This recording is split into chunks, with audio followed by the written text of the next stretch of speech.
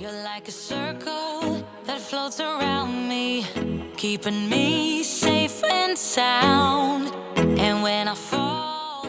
Welcome to another episode of the Flow Road Podcast. This is Edgar OtraVez.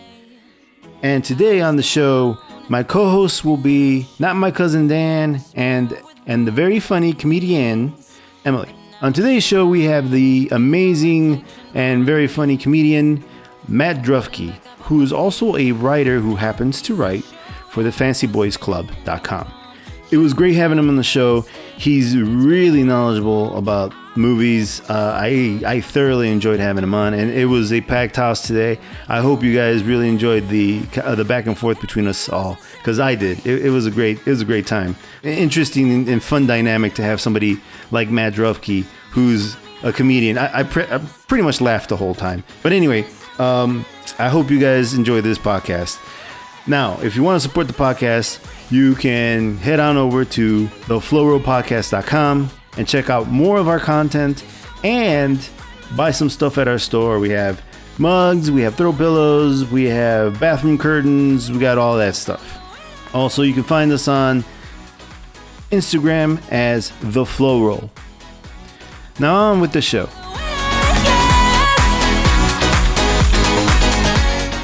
So, welcome to the Flow Roll Podcast. I am Edgar OtraVez, and today my co-hosts are not my cousin Dan and the very funny comedian Emilie. And today we have a special guest, Matt Drufke from the. Did I say it wrong? You nailed it. Oh, okay. Nailed it. You smiled like I screwed it up, but I was like, oh, I fucked that up. Matt Drufke, who is the fanciest of the fancy boys. Yes, from it's the a fancy name too. It's a fancy name. It's a very Polish name. Well, he's the reason we say he's fancy is because he comes from the fancyboysclub.com, which is a blog where you guys talk about movies and other stuff. Yeah, movies and pop culture and whatever just kind of tickles our fancy, getting all kinds of weird little things. So I've written I got a piece coming out later this week about how weird Mark Wahlberg is, and how Mark Wahlberg is one of those guys who, like, in a movie says he's a flawed character, but all of his flaws are like, I'm too good at sex and I love dogs too much. And it's like, those aren't flaw. No, not a flaw. If you could do a regular Tom Cruise like update on your blog, I'm sure you can get a very you can get someone to read it regularly. I loved his blowout with filming that Mission Impossible stuff, where he was like, "We're not fucking around. Like, this is my money. You're not letting me get money." Yeah. No, I owe my church a lot of money.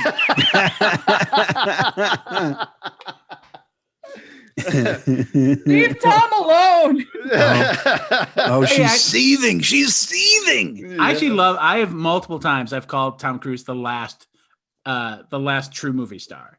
Like the last guy who his name alone is going to bring you in like $90 million. And I don't think we're ever going to see that again. Holy shit. I have all the respect for Tom Cruise. How do we get Tom Cruise on the podcast? $90 million. $90 million.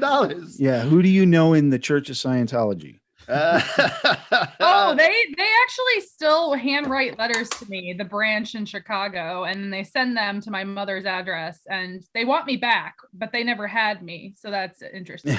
I did go into the Scientology Center in Chicago once, and it was just because I was writing something about it for my school newspaper at DePaul, and they took my information and they weren't going to let go of it. And when I said I was a writer, one of the people actually said, "Well, I hope you're not writing anything about us."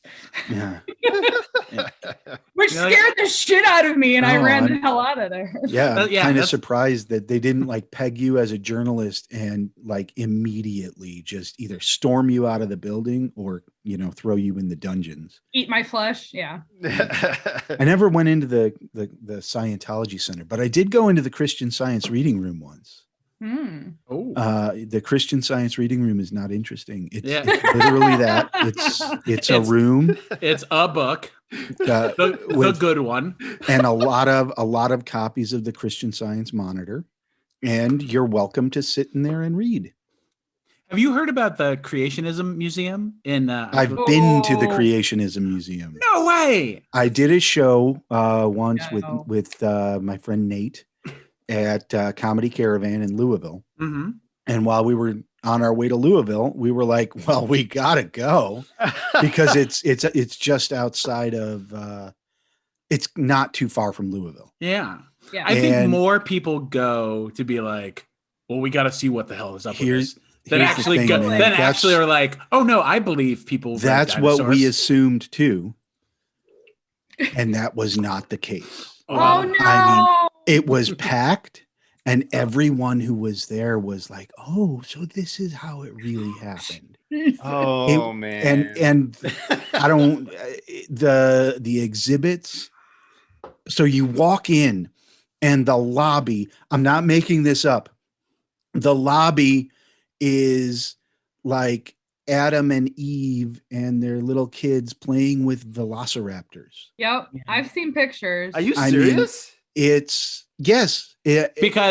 so the Creationism Museum is based on the theory that the Bible is a literal work of truth. Mm-hmm. And so mathematicians have like done the ages of how old the earth would be based on how old everyone was. And based on that, the earth only has to be like the earth can only be 6,000 years old, which means that, and it also means that like the first people were around the beginning of earth. So when there are people, and we know there are dinosaurs, so people and dinosaurs had to coexist in some way. Mm-hmm. Wow. Yeah, it's wacky and wild. So they're saying that Fred Flintstone's for real. Yeah. Oh yeah. Mm-hmm. Mm-hmm. My ex lives there, and it's at been the museum forever. I was gonna say that. He polishes the dinosaurs. He is one of the dinosaurs. Just a guy in a bar. How dare you? So Our unusual love.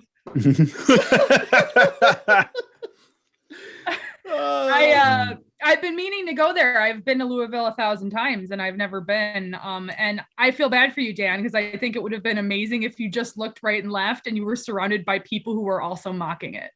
Oh, I wish. Although I did I had my friend Nate take a picture of me. They have these like triceratopses that you can ride on.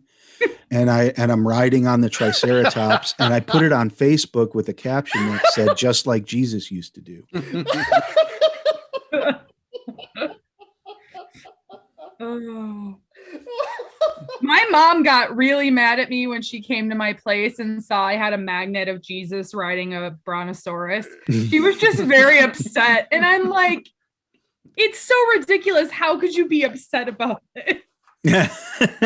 But seriously. she's a very devout Catholic and I no longer am. So there we go. Yeah. Matt, I know you probably don't know this, but I'm an illustrator and I can't wait to get off this podcast and draw Jesus on top of a dinosaur. Oh yeah, absolutely. Just the way with a saddle and everything. Oh yeah, the way the good book intended. Yes. Yeah. Yeah. So wait, was this podcast about velociraptors? Remind me what we're talking about. Oh yeah, no, we do have a topic today.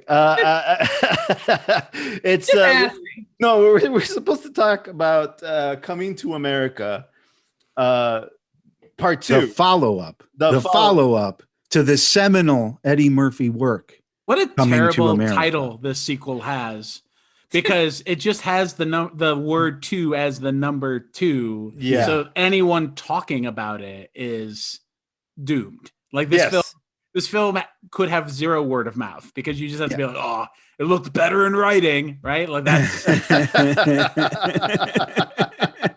I'm personally offended by numbers in sequel titles anyway. So How did you feel about 7? you know what? I didn't realize until later, years after loving that movie, that that's how it was actually spelled out. And it made me very angry. God damn you, Brad Pitt. Yeah. God damn you, 7.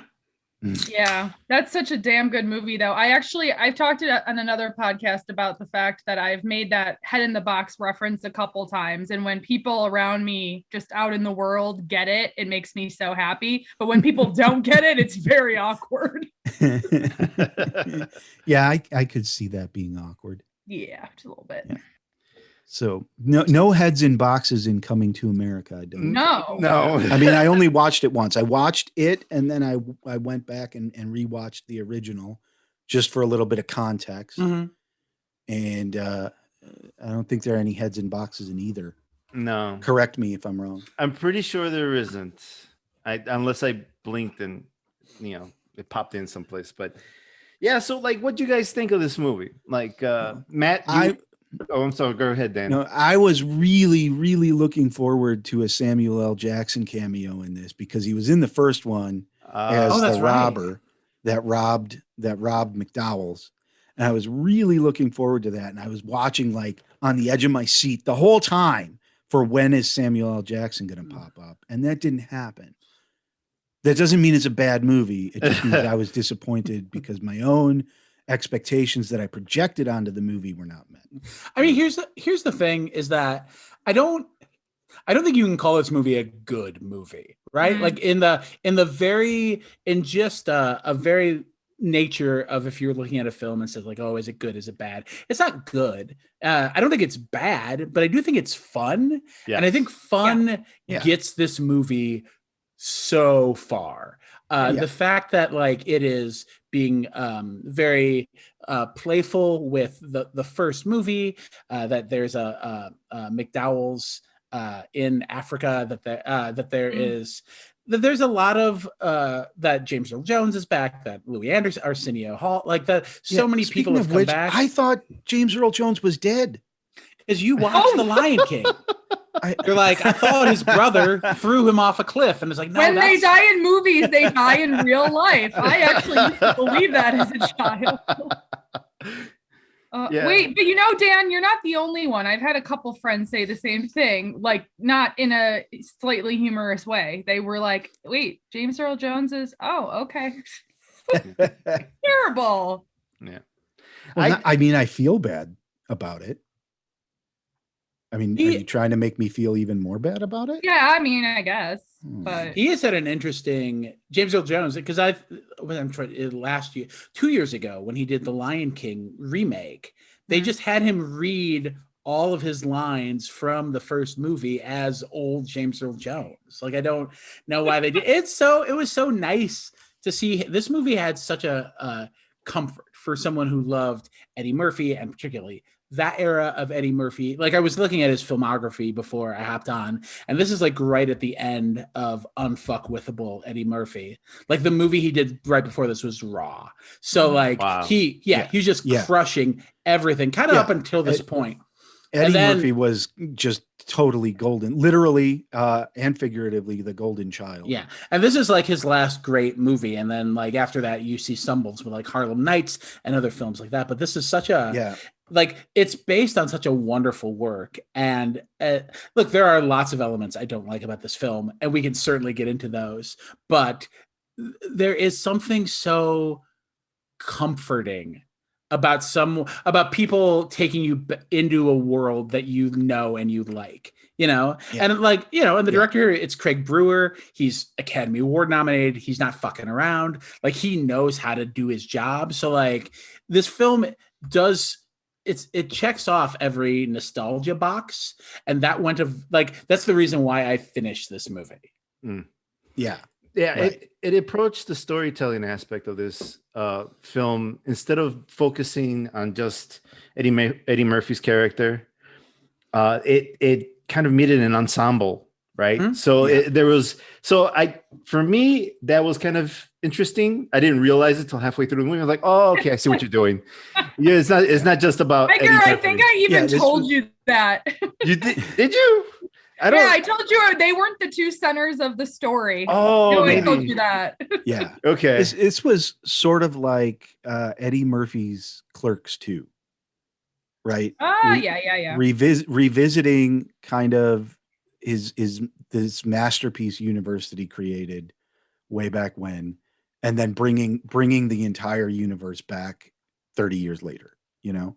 And we know what that looked like, right? It was no Clerks, certainly, but there was that nostalgia, which I think right now, just, I hate to say, in the times we're living in, for that 1000th time, but like in the last year, I know I've watched TV shows and movies again and again that I liked as a kid because it comforts me, you know, when I most need it. Yeah. Yeah. And yeah. I don't understand all the hate that this movie got. Like, apparently people really dislike this movie. I'm like, why? Like, what's wrong with it? Like, I mean, I can see what's wrong with it, but I mean, come on. Like you're saying, Matt, this is a fun movie. Let's just I mean, enjoy it for what it is. And the other word I would use to describe this movie is harmless, which is not a good adjective. Like, you know what I mean? Like, no one wants their movie to be known as harmless, but like this movie does nothing to upset people. Like, it makes its jokes. You get its character. Like, you know, Eddie Murphy's going to be 6 guys. You know, Arsenio's going to come back in a couple. Like, it just does the things it needs to do. Does it do it in an interesting way? No. Does it do it in an original way? No. Like, if I'm just purely wearing like a film critic cap, right? Like if I'm wearing Emilie's reporter hat when she's going into Scientology, like I'd have to say like this movie does nothing. It's not an original idea. I didn't care for it, but like it's not. Yeah, people acted like this movie like murdered their mom, and it didn't. That's so calm down. That's just kind of how it is though. Now it's everything. There is no, it's all right. Everything is either I hated it and it infuriated me and burn it in hell. And, I hate it with the passionate heat of 1,000 suns, or I love it and it's the best thing I ever saw. There's really no in between anymore. Yeah, it's hard to have a scorching take when your idea is like, it's fine, right? That's not. Yeah. I mean, like there were things in the movie where I'm watching it and I'm like, oh, that's a little bit uncomfortable. In terms of context being 2021, right? Mm. But the movie was made from out of a context of, we're going to be poking fun at outdated, silly stereotypes. You know what I mean? I liked the line about Bill Nye the Science Guy. You know, your guy, Neil deGrasse Tyson. But you know what? I have to say, the one line that kind of got me, and I kind of had to do it. Like, I need to rewind this. Was when the son says, or no, Eddie Murphy says, "You walk like an American pimp." And he says, "You dress like a slave from the future." Oh, it's Arsenio. It's Arsenio's character. And I'm like looking at his outfit and I'm like, I mean, I know my fashion, but I thought there were a couple of catchy lines. I felt though like it was an overblown, almost like Bollywood-esque type movie, especially given all of the musical numbers. And about 70% of the way through, actually maybe 60%, I think I got this from Matt a little bit, maybe. I was sort of losing interest and not wanting to finish it at that point, which is not good for a movie. Yeah. Well, it's also not a long movie. Like, I think it's something like 110 minutes or like 100 minutes, and it feels every one of those minutes. Right. Yeah. There's a couple of points in the movie where it feels like, okay, well, we've reached a logical endpoint, and then it's just, okay, we have to figure out something else to keep the story going, Yeah. And also, I mean, there's a lot of paint by numbers here. Like, it does feel like there have to be, and I should say, are we just giving spoilers up to the wit? Like, or are we? Go for it. All right. It just felt like there had to be like, here's the scene where like a guy learns his lesson, where his son learns his lesson. And here's the scene where Eddie Murphy learns his lesson. Like everyone had to, everyone kind of was given their moment, and those moments are fine. But again, like it felt very obvious where the film was going. So, and because of that, what it relies on is how much do you like this universe that Eddie Murphy, and look, Eddie Murphy wrote coming to America. He's a writer on this film. Like, you have to ask, how much do you like this universe? I liked it enough to keep me going, but that's about all it did for me. I enjoyed Eddie Murphy every time he was on screen, but I liked Wesley Snipes even more because his accent was very authentic sounding to me. You know, he sounds like he worked at it, whereas Eddie Murphy doesn't sound, he sounds the same as he did, you know, back from the first movie. I'm like, dude, can you not like work on the accent and a little more convincing? You know? I don't think he would have changed it dramatically, given that's what people are used to hearing, you know? Yeah. And I'm willing to bet that that's also, you know, subtle and nuanced. They're, like I said before, they're playing on stereotypes here, you know? And if the accent was too good and if it was too convincing, it wouldn't be laughable. Yeah. You know? Maybe I'm giving Eddie Murphy a little too much credit on that. I don't know. But per Wesley Snipes, General Izzy, I got such a kick out of that character. Because every once in a while in a movie like this, they, not just the actor, but the writing and the cinematography decides to go on some wacky lark that has nothing to do with anything. Just somebody in the room must have said, you know what would be funny is if this was like a nation of child soldiers who liked to dance. So instead of marching, they dance everywhere. Wesley Snipes is in a very fun renaissance. I thought he was also great in Dolomite. My Name is Dolomite from last year. That movie. He is doing really fun work in really fun films, and I'm excited. Like, he definitely was a nice new part in this film. Like, I didn't necessarily care so much for the son or for Tiana Taylor, who was his love interest, but like Wesley Snipes brought it. And like, the thing I was thinking a lot about this film is, and you think a lot about this with sequels, which is like, why is this film being made? Because I don't think there was a great demand of people trying to be like, where are these characters now? And I also don't think you make this movie expecting it to be like a box office hit. I don't think in normal times this is $100 million grossing movie. It just honestly seemed like a bunch of people who made My Name is Dolomite had a lot of fun and were like, well, let's make another movie. Like, let's keep it going. Yeah. And My Name is Dolomite is one of the reasons I was actually sort of excited for this movie, because that great was film. Fantastic. Wonderful. It was kind of a sin that Eddie Murphy didn't get nominated for anything for that movie. Oh, absolutely. It was a fantastic movie. I mean, in terms of Oscars, he's not on good terms with those folks after all of the Showgirls walking out and all of that nonsense. So that doesn't surprise me. But that movie, I mean, that's miles away from this one, right? I mean, that movie is outstanding. And I do think that, I think Eddie is like the centering part. I mean, I know he's the lead character, so to speak, but I think that he is like the centering part of this movie, because like someone else mentioned, like when he's on screen, I'm just like all for it. I'm like, yes, Eddie. But when I saw some of the other characters, the son, again, the love interest, there were some people that came in and out that just felt like they had to do it, right? And I just, like, Tracy Morgan, what purpose did he serve for anything? He was just there to be Tracy Morgan. Yeah. I know his line about the Lunchables. I was like, that's so just Tracy Morgan. It's so strange, but like, and Leslie Jones is the exact same way. It's like, she's very good in this. She's very funny in this. She has her lines, but there is also a question of like, why are you here? Like, I don't know. People they wanted to work with. It.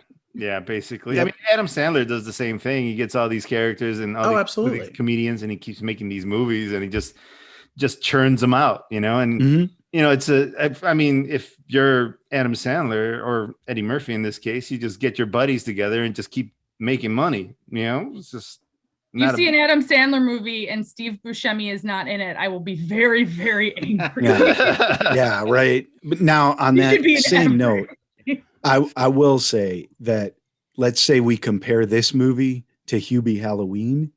Coming to America is a better movie. That is correct. So much so. I can't comment on Hubie Halloween because I fell asleep. Yeah. So rightfully so. Now, I'm not saying it's a bad movie. I'm old. So You're old and you have kids. I'm old and I have kids and I can't stay awake for too long. That's something that Edgar and I were talking about before we started recording, which is just that I don't know how different I find this movie. I don't know how much I like it more or less if I'm watching it in a movie theater. Like, I think that the one thing COVID has affected is like now I can't, anytime I watch a movie, I'm on my phone, I'm talking. I don't care if I'm talking to my wife, I'm going up, I'm getting food. I have a 7-month-old baby. So like we're stopping the movie 7 or 8 times. Like it's a much different experience than like sitting in a dark room and having having the movie like overwhelm your eyesight. And so I think that like so many movies I watched this year, and I love movies. I'll watch 60, 70 movies a year. And so many movies I watched this year, when I went back to think like, is this a good movie? My answer is like, oh, I have no idea. Like, yeah. So it's such a weird way that things have changed. Like, is Coming to America good? I don't know. Like, I know that like I sat on my couch most of the time, but it's like Edgar, it's like what you said with Hubie Halloween. Did I fall asleep? I don't know. Maybe. I don't know. Like, I don't. If I did, I picked up enough to catch how it ended. Like, But part of the also cinematic experience of watching a movie in a theater with other people. I mean, I personally don't like packed movie theaters. I don't like people right next to me that I don't know. I always sit away from people. Mm-hmm. But that idea of being in that space and taking the time to enjoy it and immerse yourself in it, that's just not something we're really doing right now. And even if you have an amazing home speaker and TV system, it's just not the same. And I remember going back to see like all my favorite Harry Potter movies. I'm a Harry Potter dork. I go and see those movies like more than once, and to hear someone I don't know near me laugh at the same little thing I would laugh at or react in a similar way made me feel like I was bonding and part of this movie community. And now my movie community is myself and my cats, and that's pretty exciting. Yeah. And the cats may not laugh at everything. And they've seen all your Harry Potter movies, so they know what many times. Big fan. There is just something to be said about like how much it takes to get people to like get off their damn phones and just like enjoy an experience. And because of that, like one of my favorite movies last year was a movie called First Cow, which is a very slow movie about 2 dudes and a cow. I've described the whole movie, and the first time I watched it, I'm like, oh, this is boring and horrible. And it was only when I sat down and like put my phone away and like just kind of like quietly sat. I didn't have my sons with me that I could like sit and appreciate a film that I was like, oh no, there's a lot here that I didn't get to understand and recognize. Distractions. Yeah, absolutely. Kill you. No, that is a wonderful point, because I mean, movie theaters are going through something right now, right? And so it's just like, some movies in my movie theaters in my area are getting shut down. So there may not be a movie theater for me to go to in my area just because of what's going on. But yeah, I don't like, I'm a little like Emilie, where I'm like, I don't want people sitting next to me, but I want people around me so they can laugh at like everything I'm laughing at, And there's an immersive feature to going to see a movie in the theater. You're, for what Matt was saying, you're not pulling out your phone.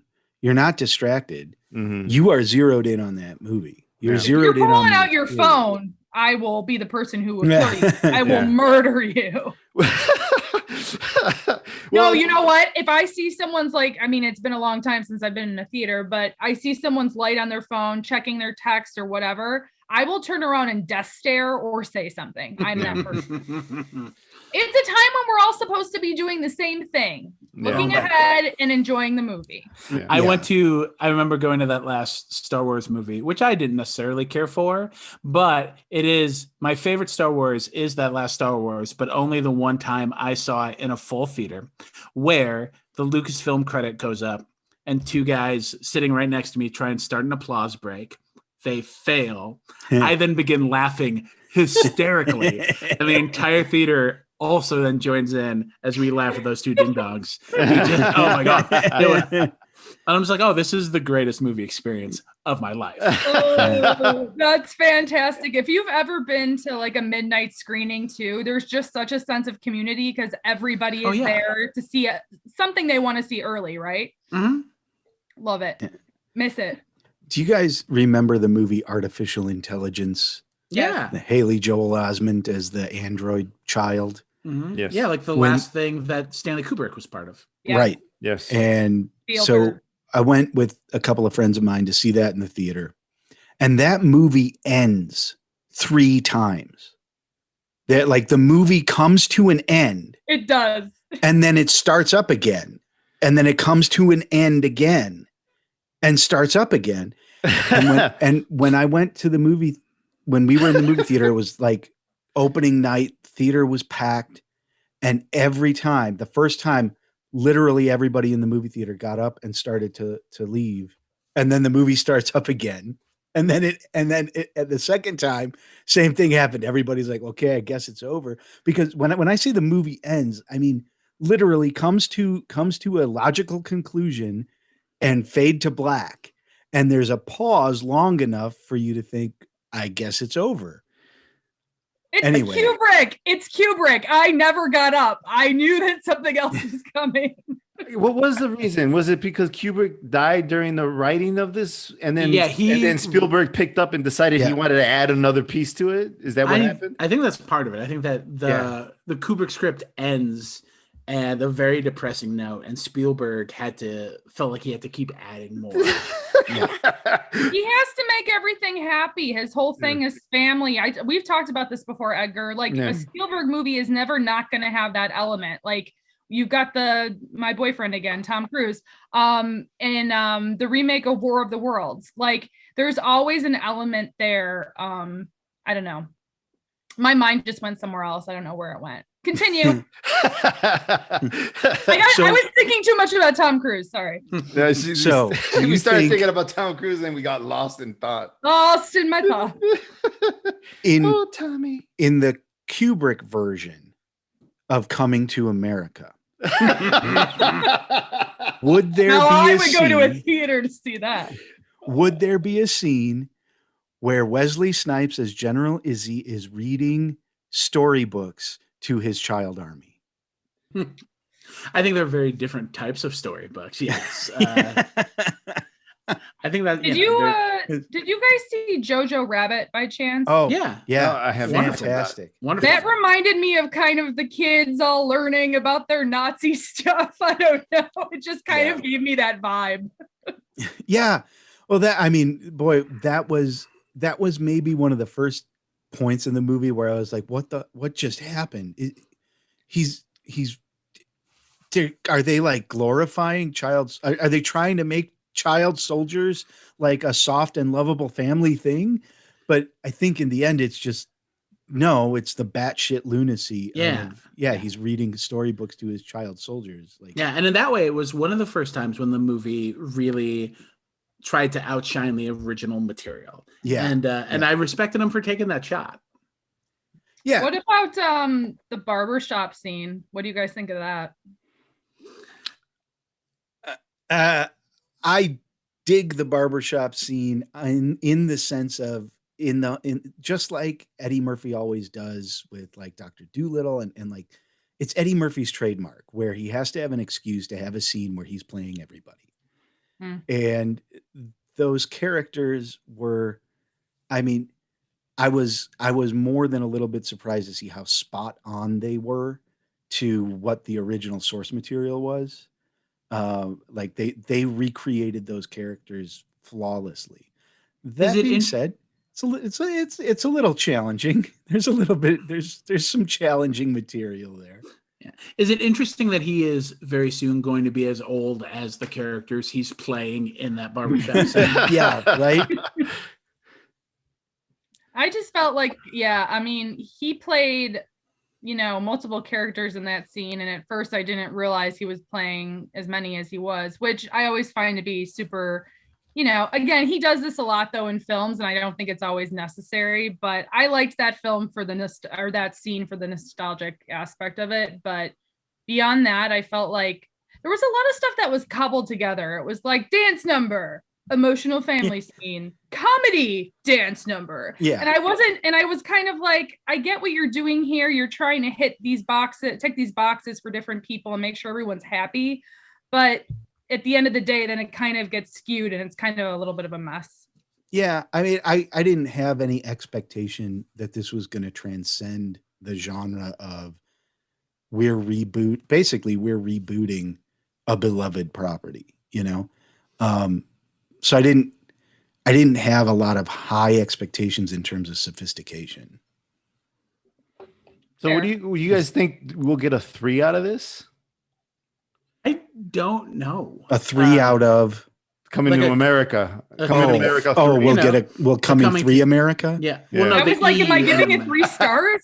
No. I mean, like, we're gonna get a third sequel to this franchise. I think that this movie would have had to have a theatrical run Yeah, and do well for that to happen. And for the record, I mean, it could have. Again, if the world is normal, this is a major film with an entire entirely African American cast. Like, I think that there's something about that is going to draw an audience in. It's based on a source material that everyone loves. I think that could get people in. It's possible that I'm wrong, that this movie would have made $200 million.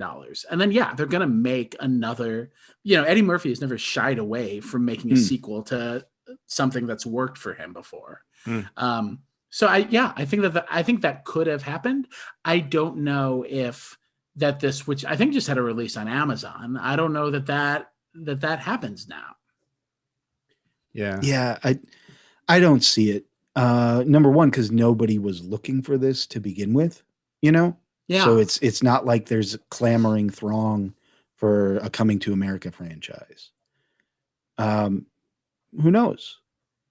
Because I mean, there's no reason not to. Like a movie like this, I guarantee you, they made it on a light budget. You know, it didn't cost a lot of money to make. And Yeah. his production company was the top company that produced it too. So I'm just curious how they're making money with the streaming, because I mean, with the traditional Hollywood movies, you make more money. Like the people who actually invest in the movie start making more money with the sequels.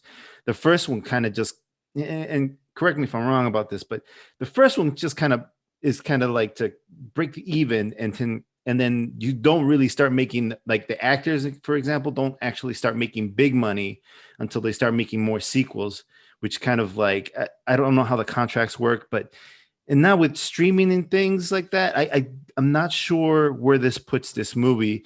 Like if 3 could even go back to the theaters and make real money at that point.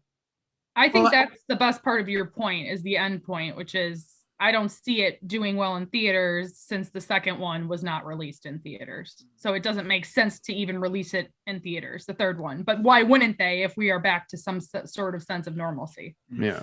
I mean, and Edgar, to your point, if this was a movie that was made pre-shutdown, I bet so many of these actors, at least specifically Eddie Murphy and Wesley Snipes, probably had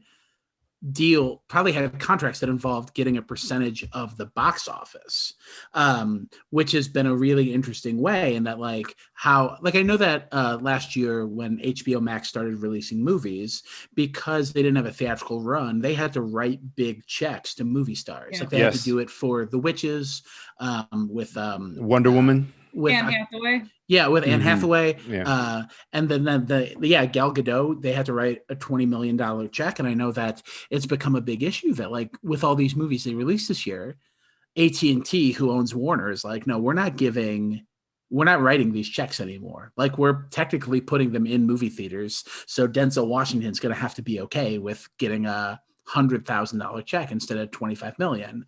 And that, I know, has caused a big problem. So I think that this might stop the stars from wanting to make a movie, like to making a third movie. Because I don't know that you go in wanting to make a movie that's just going to come out on Amazon, because it's certainly going to affect how much money you're getting paid. And again, going back to like, why was this film made? It wasn't made to tell a story. Like, we all agree, this movie is just checking off boxes. Yeah. And because of that, if you take away the elements of nostalgia, it's a boring ass film. Yeah. I don't disagree. You need the barbershop scene. You need sexual chocolate. You need so many of those elements to come back for this film to even be considered being made. And so I think that, like, to have a third, if you're like, well, what's the story? Well, we didn't really get a story in the second one. Like we got a different version of the first film, except now Eddie Murphy is the father instead of the main character. Yeah. And whoever this, I don't know the actor who played the son, but like I didn't find him that compelling of an actor. Like, I actually thought he was really compelling. No, I didn't. I don't know why, but I like that dude. He was eager, but in almost too eager kind of way for me. I don't know. But I think. Go ahead. No. Go ahead. I think it's exactly the same story, note for note, as the original movie. The difference is they flip it upside down, where instead of it being Eddie Murphy going to America to find his bride, it's and now I can't remember his name. Eddie Murphy's son in the movie coming to Zamunda to basically find his life, to find his. I mean, the actor. I'm just simple. Yeah, I'm just looking up the actor now. His name's Jermaine Fowler. He has really done nothing besides this year. He was in this and in Judas and the Black Messiah, which is another film I liked a whole lot, and I would recommend people check out on HBO Max. Yeah, but like besides that, it's just been like a series of like TV specials and kind of smaller things. And he, again, it's one of those things like, is he good in this? I don't know. I know he's not given a lot to do, and that's hard when like he's probably just as much screen time as Eddie Murphy does. Yeah. Yeah, now that you're making all those points, I'm wondering if this film wasn't usually, it was probably intentioned for the theater, because I mean we're just checking out boxes, right? We're bringing in the people that people want to see, and they just wanted to get asses in the seats and money in their pocket, and now just like with all the HBO properties and other movies like HBO or like the movies on HBO Max, they're sitting there collecting debt versus making money. And I wondered if this movie was supposed to come out in theaters and they just got to the point where it's just like, okay, we got to sell it to someone. Yeah. We have to recoup some expenses. Yeah. Yeah. Right. And to another point that you were saying about contracts and stuff before, I know that now actors have some kind of weird contract clause that says something to the effect that if for whatever reason we cannot release this movie in theaters, we will go to streaming and we will give you whatever percentage when we do that, just so that when they land in this predicament, if ever again, they have a way out. Yeah. We're going to see how many actors are in it for the craft, I think, as opposed to let's see how many people go indie and start doing indie films. But I also think that one of the things about this movie is that, I like and dislike when celebrities like Adam Sandler, Eddie Murphy, when they bring all their friends together, they expect us to be as invested as them. And while I am invested, I still need a good story, right? And I'm not going to shit on this movie because there's nothing to shit on. It's harmless. It's not hurting anybody. But at the same time, I'm like, if you're going to make a movie with your best buddies, like Wet Hot American Summer, or again, Clerks, things like that, at least make it a good movie for the audience, because we're paying to go see it. It's not just, summer camp and hanging out with your friends. Yeah. Let me give something to this film's credit, though, which is that like this movie is a straight comedy in an era where we're seeing less and less of them. Like there are very few comedies being released these days, very few pure comedies. And Eddie Murphy, the fact that like he is bringing in this cast of comedic actors, Leslie Jones and Tracy Morgan, like people who know how to hit Arsenio Hall, people who know how to hit their jokes. That it's not a movie where like the funniest guy in the movie is The Rock. There's something to be said about the fact that like this is it's just a straight comedy piece, and that there is something also to be said that like that it's something I brought up before, that this is an all African-American cast, like it's an all black cast. That is a wonderful thing in a world where you don't see that in a movie. Like this film is doing a lot of positive things. Like I want to see more comedies and I want to see more representation in film. So like in those aspects, this film does things really well. I just wish that there had been more to it. I wish there had been more script, that there had been more interesting jokes, that there would have been more and quite frankly, there would have been more for the female characters to do it here. Like this movie seems to set on itself of like saying, hey, look, we've got Leslie Jones and a lot of real funny guys, and the other women, well, you're just gonna like, your job is to be pretty. Like, you can bring in people to tell jokes, and you can give them the jokes to tell. And so, like, would I have liked to see this film be better? Obviously, but am I excited that this film took some of the shots it took? Yeah, I'll give it credit for that. Yeah.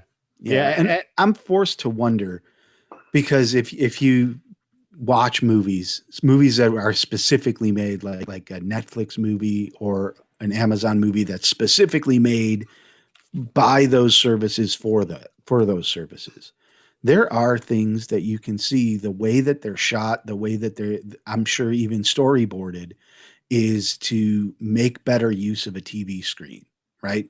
This not just that, it's your Netflix has like, there have been Netflix memos that have been released that said, like, if you're making a Netflix movie, it has to look good on a phone. Yeah. What? Right. Oh, that's terrible. But if you watch the good Netflix TV shows and the good Netflix movies, it's more immersive because of the way that it's shot to take advantage of a TV screen as opposed to a cinema screen, right? This movie wasn't shot like that. And I'm forced to wonder, even though the movie doesn't have a lot of gravitas, and I wouldn't even say it has a lot of visual flair to it, but I'm forced to wonder if some of the gags in this movie would have played better if it was on a big screen and just beating you over the face. Would the laughs have been bigger? We'll never know. But my instinct says yes. My instinct says that there were probably a lot of gags in this movie that if it had been on a big screen, the gag would have hit harder. It's really interesting because there's so many movies that, again, we've viewed during this time where it's a different experience. It's a completely different experience. And I think we're just starting to recognize the ways the way a film in a theater affects your whole body and your mind. And if you really let yourself be part of it, it's kind of transformative.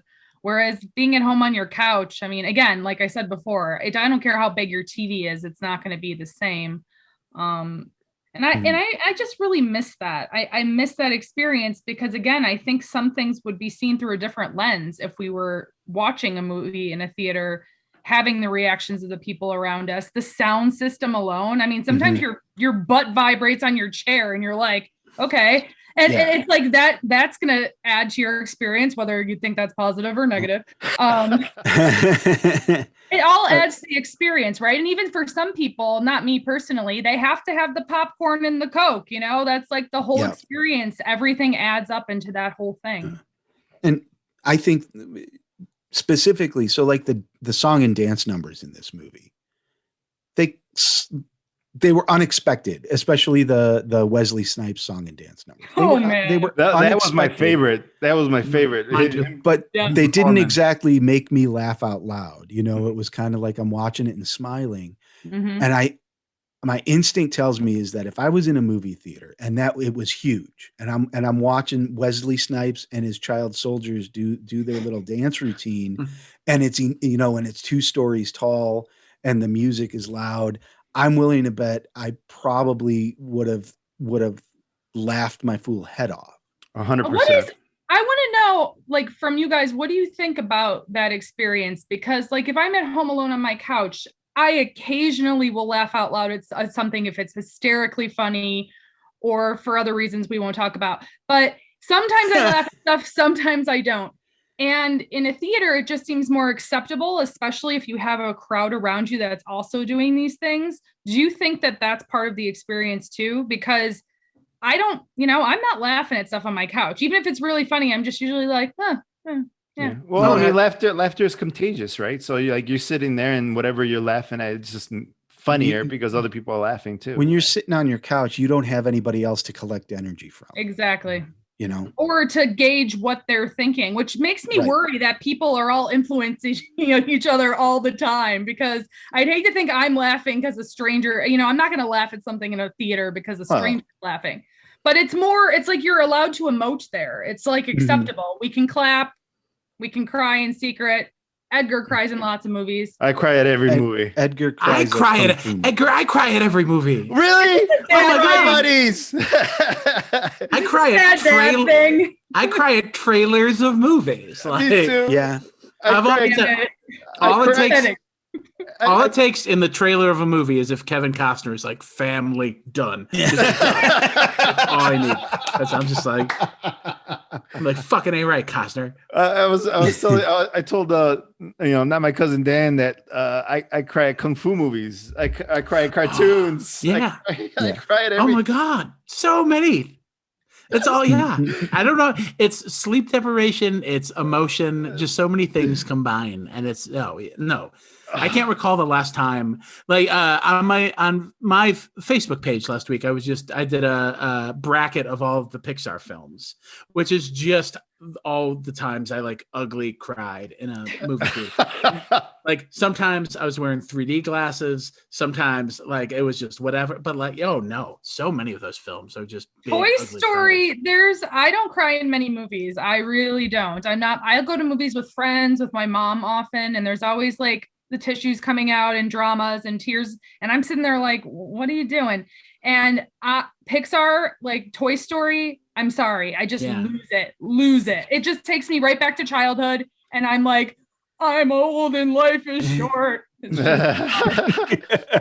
mean, I just cry. I cry at the silliest things though too. Like, I mean, I cried watching WandaVision, the finale of WandaVision. I cried ugly cry. I was sitting there like, she's never gonna see him again. Spoiler.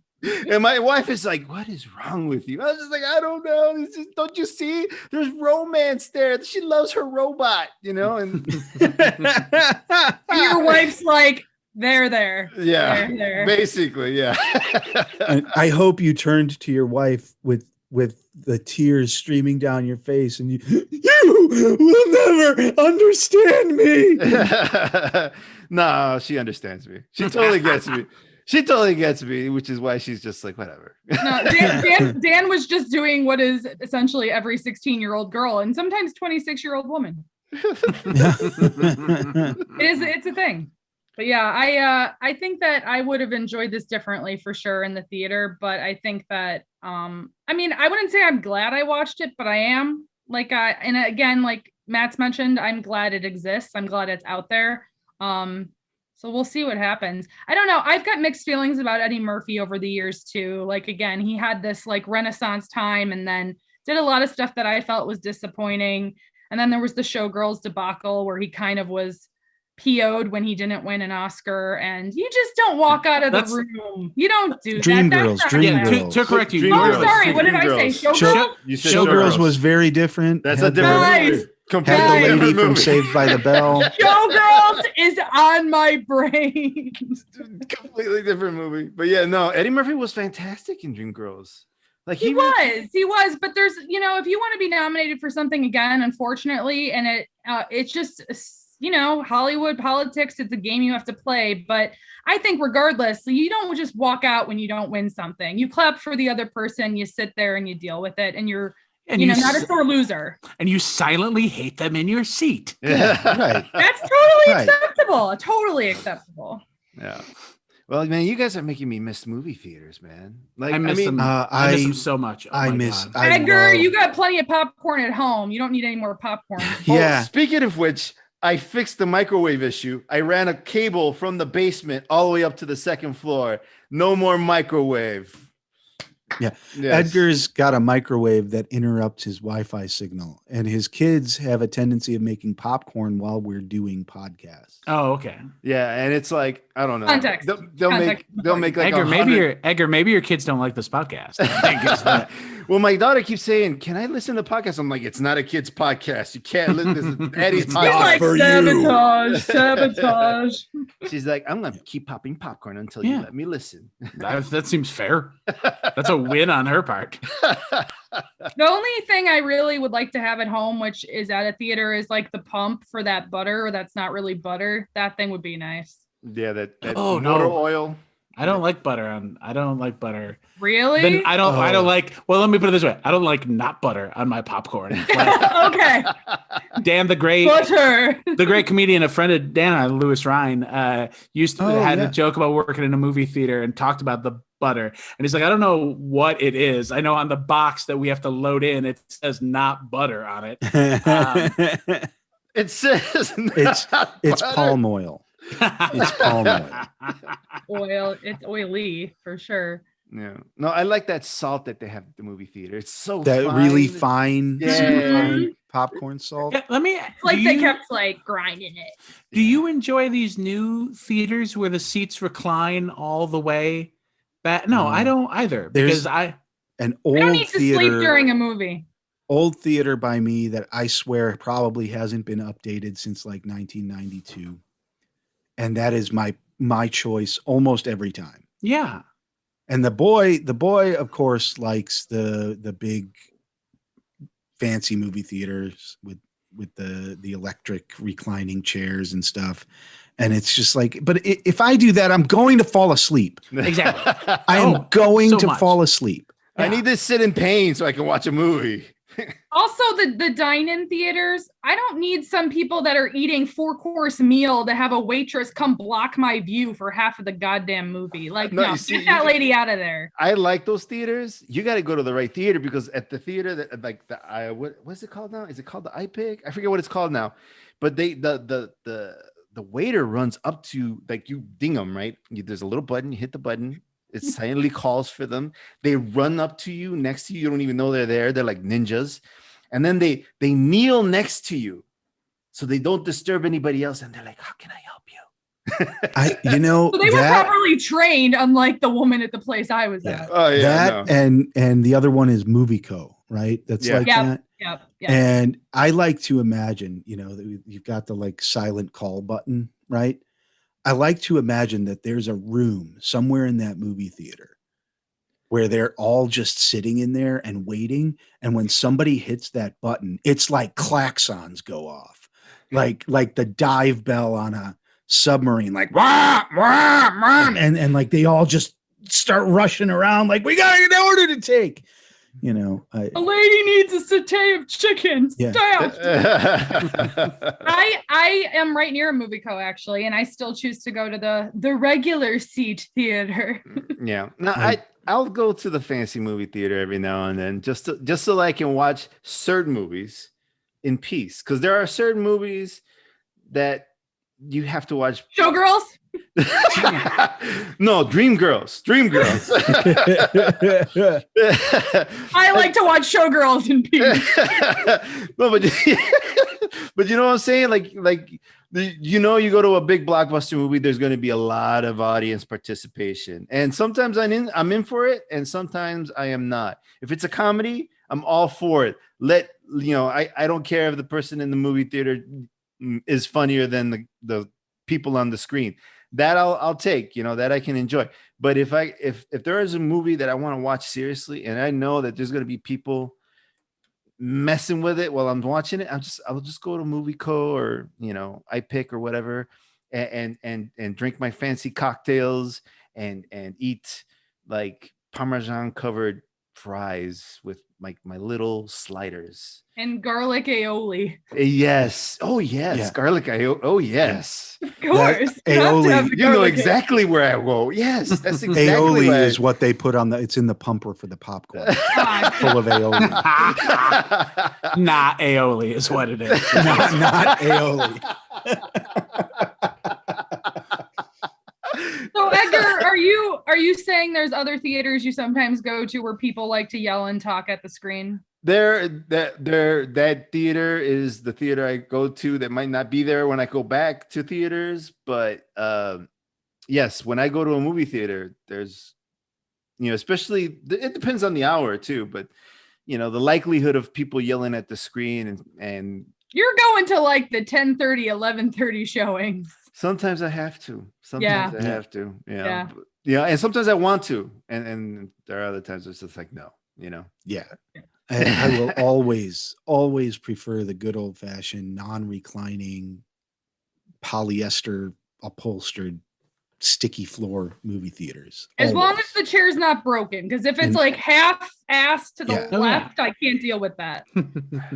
Man, what My was ass is like this. My ass is even. It doesn't sag to the left side. It's just like sometimes you get that chair, right, in a packed theater and you can't move and your friend is certainly not going to give you their seat. So you spend the whole movie kind of like, I'm uncomfortable as fuck. I got that chair when we went to see Schindler's List, and that was not a good movie to be like fidgeting around. No. Matt's dying to say something. Matt isn't trying. I just feel like someone keeps hearing Dan's chair squeak. Like, why is this guy trying to leave? Like you're gonna stand up and be to like, be fair, I like you're gonna was stand up and be like, not for me. I think I was like 12 or 14 when Schindler's List came out. I'm not sure. Hey, look, however you want to excuse your behavior. There really are those movies, though. I remember like super drama, like dramatic films where you go and you'd be in a crappy seat and you can hear a pin drop in the theater and you don't want to be the one to like fuck that up. Yeah. Meanwhile, you're moving in your chair. It's like, basically. Yeah, you can't sit straight. You got one spring pushing you over. I just think it's funny that we miss like broken chairs and sticky floors and, you know, oil in a pump. Yeah. What was the name of that movie theater on North and Clark? It wasn't North and Clark. Was that Century City? Because Century last City- time I said it was Piper's Alley, which does Century happen to City be. is Diversey. Yeah, it happens to be there too, but no, this is closer to like Lakeshore Drive. And it was like a little tiny theater, and they used to have midnight showings of all kinds of stuff. And I saw kung fu movies at that theater. Oh, was it near North and Wells? I think so, yes. I know what you're talking about. You know what I'm talking about? They used to show all kinds. I don't know if it's the sign I know is still there, like the signage, the old sign, but it's been closed for a million years. I'll find it. Talk amongst yourselves. I think Century City, used to have a giant mural of Pope John Paul II on the side of the building. What? When I was a little kid, a long time ago, because I'm old. But old. I remember it specifically because that's where we went to see Return of the Jedi when I was a little kid. Wow. And there was I don't know if the mural was on the side of the movie theater or if it was just on the side of a building adjacent to it. But there was a huge mural of Pope John Paul II. Your favorite movie-going pope, obviously. Clearly. Hey, Pope John Paul II was a big thing for my family. He was Polish. Oh, absolutely. Oh, yes. I get it. And that was a big, big deal. My grandparents were like in reverence. Yeah. Oh, absolutely. I'm very Polish family. They were just like, that's the guy. Yeah, that's our guy. Then we got Marie Curie and that guy. And he died, and they're like, this German guy? What's up with that? And then they found out that it was youth Nazi stuff. They're like, we told you so. We knew. Yeah, I don't think, you had Pope John Paul II before him by a number of years. You had good Pope John who brought in Vatican II. Nobody is ever going to remember Benedict as good Pope Benedict. No. Not with the Hitler. Not happening. No. So, other takes on Coming to America. I will recommend people to watch it, but don't expect to be wowed out of and see unbelievable performances. I think it's worth watching. I think it's fun. And harmless. Yes, good point by Matt. There's one point where this movie falls down, this movie is not going to bring younger people into the Coming to America universe. Very This true. movie was made for people in their Interesting. 40s, maybe people in their 50s who remember, who remember Do you the think movie. it's trying though? And then that's No, why I don't think it's trying to. I think it does a little, which I think is why they give. I think it's why they put in those new characters. I also think it's why they let his son rap for no reason whatsoever. Yeah. And honestly, Yeah, that was felt bizarre. like a choice that old people make. They're like, "What do kids like? Rapping? Okay." Like, My mom and my dad, king and the queen. It was just like, no. no. I don't. So I think like maybe they were trying. And again, I think that something that we talked about earlier. I think that if you hope that the film was going to spawn more films, like you need younger people. You need younger people in your audience, and so you need them in your cast. If that was the case, they needed to cast someone as the son or the love interest who was at least somewhat recognizable, because they weren't, to me anyway. I mean, the girl is known as a singer, but I feel like if they had a really big name in one of those spots, that maybe that would have brought in the younger audience. But again, we don't really know. There might be kids watching this on Netflix or on Prime because they ain't got shit else to do. Who knows? I have one point I have to make. It's not my point, but I got to bring it up. And Dan, you brought this up to me. You said, why haven't they used a paternity test? Yeah, no point. At no point was there a paternity test done. At no point. It was just we and that bothered me a lot. Yeah, he was texting me. He's like, "Don't these guys know what paternity tests are?" Like, what? They could have had Maury Povich be a guest star. up until like the third act, it bothered me, and I was fully expecting that that's where the movie was going to go. Yes, was that there's some kind of he's not actually my son kind of twist, and but they never resolved that. Eventually I got to a point where it's just like, no, it's not important. The story is this guy is the illegitimate son of Eddie Murphy, and take it as written. That's it. We don't need a paternity test. It was a little distracting though, because I was too thinking that that's where it was leading. And then when it didn't, I was like, okay, I'll just get back on board with what's happening right now. And also, does Zamunda not have any military or security infrastructure whatsoever? They don't need them. They got the three girls. They got the princesses. Yes. Yeah. But like General Izzy is just like walking in and taking over the palace with like three guys, and the whole movie, like they're going around. When they go to New York, it's not like they have some kind of security entourage. They're just hanging out in a limo, not really something worth getting hung up on in this movie, but it did make me think about it. There were plenty of holes and things that didn't make sense that I just kind of let slide by, I feel like.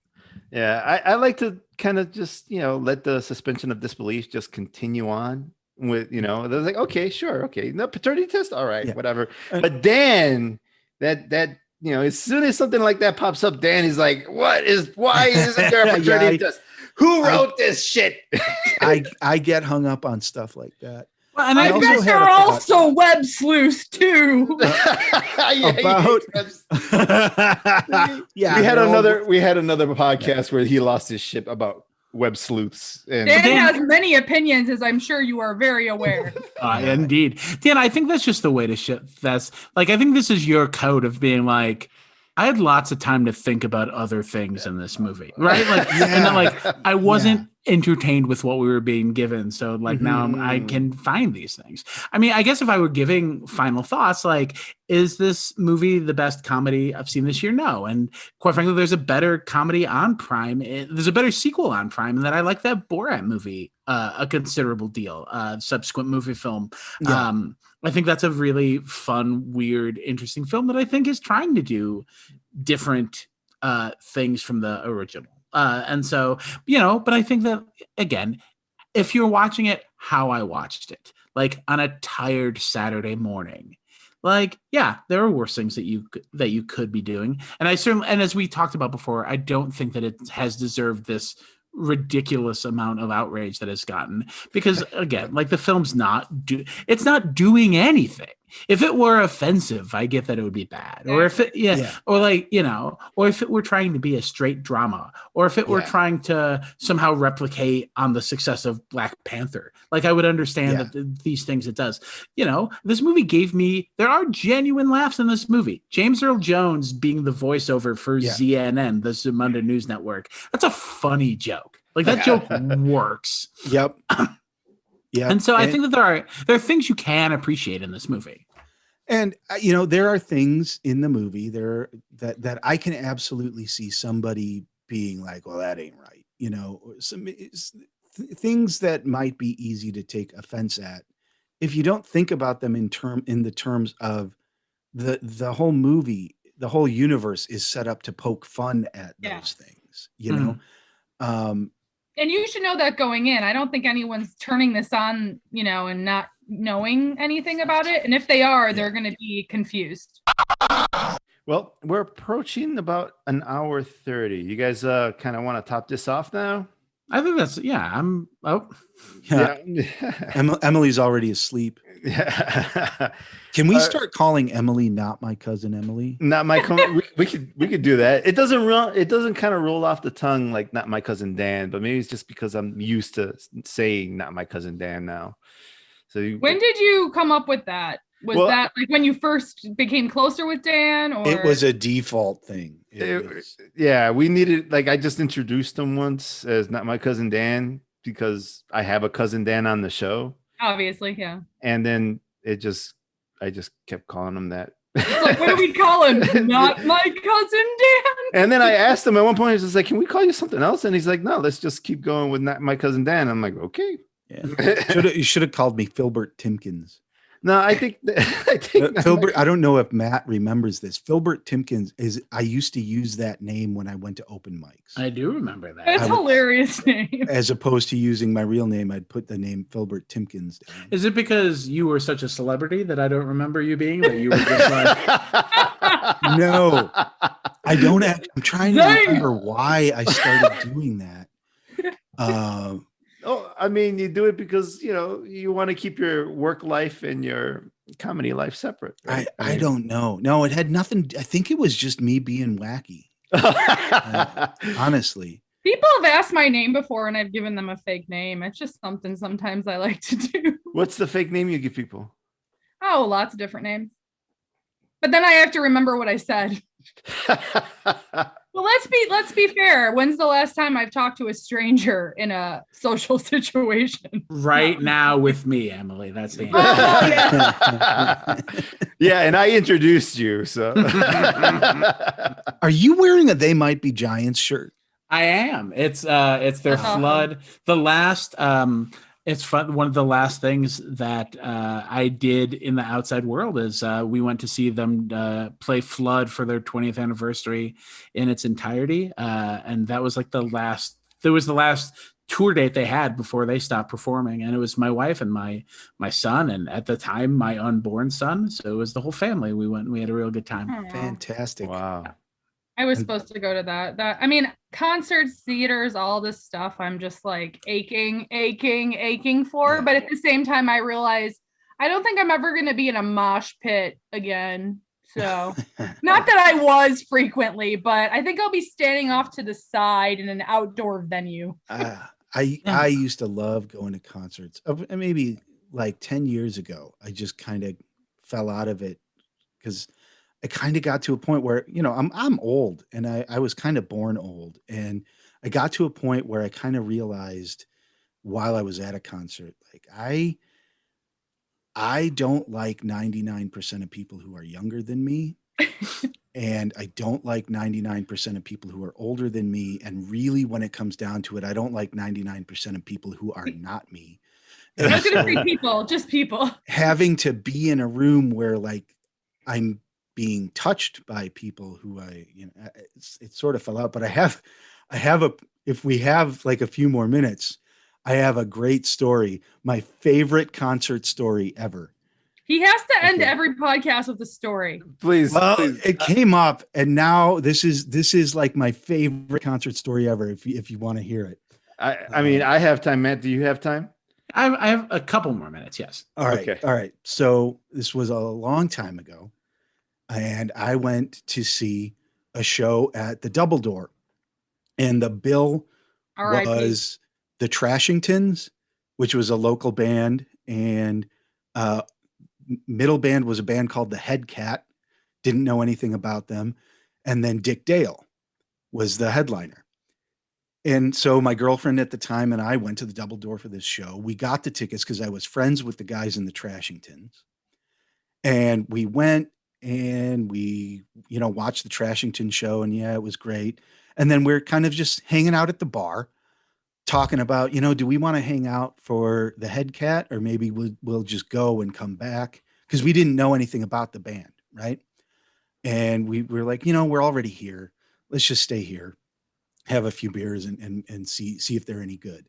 So while we're at the bar, I have a beer, my girlfriend has a beer. We're looking at each other, and all of a sudden she's looking over my shoulder and her eyes get really, really, really big. And I'm like, what? And she just kind of leans up to me. She's like, there's a guy behind you that looks just like Lemmy Kilmister from Motorhead. There's a guy behind you that looks just like Lemmy. And so I turned around, and there's a guy right behind me, looks exactly like Lemmy. I mean, spitting image. And so I just say to the guy, dude, you look just like Lemmy. And he doesn't say anything. He just smiles, and he clinks my beer with his, turns around and walks away. So about, 20 minutes later, the lights go down and they start announcing the Head Cat's going to come out. And the Head Cat turns out to be a band that is Slim Jim Phantom from Stray Cats, and Danny B. Harvey from Brian Setzer Orchestra, and frontman is Lemmy Kilmister. And there's Lemmy. He walks out, and that is indeed the guy who looked just like Lemmy. Wow. So I told Lemmy he looks just like himself. I like that you didn't weren't convinced that it was, you questioned, he just looks like him. I think if I saw you someone see like that, I'd people be like that. it's him. You go to shows and it's just like why would Lemmy be there? And you see there are a lot of people that love to look like they're stars, True. And I'd never met Lemmy before, so. But you told him something he really needed to know. Yeah. Well, and he thought it was great. So there you go. Oh, I'm gonna have to come with a good concert story next time. I've got a good one with Chris Cornell. I'll tell you guys. Oh, yeah. Yeah. Cool. R.I.P. Double Door. R.I.P. Chris Cornell. R.I.P. everything. On that note. So Matt, you want to plug anything before we take off? Oh, sure. You can follow me on Twitter. I'm at I hate Matt Drufke. That's Drufke. You can visit the blog, fancyboysclub.com. It's myself and a bunch of other wonderful writers. We talk about all kinds of different things. I'm starting I don't know when this comes out, but on Thursday, part 3 of my ever-expanding Oscar coverage comes out. I should probably do 20 or so articles by the time we get to the Oscars. All kinds of interesting stuff you check out there if you like baseball, if you like sports or politics or any of those things. Always good stuff to cover there. So fancyboysclub.com and the Twitter at fancyboysclub. And something about the Fancy Boys Club, just to throw it out there, and this is going to be incredibly fair to everybody else who's part of the Fancy Boys Club, but Jordan Holmes writes these amazing posts.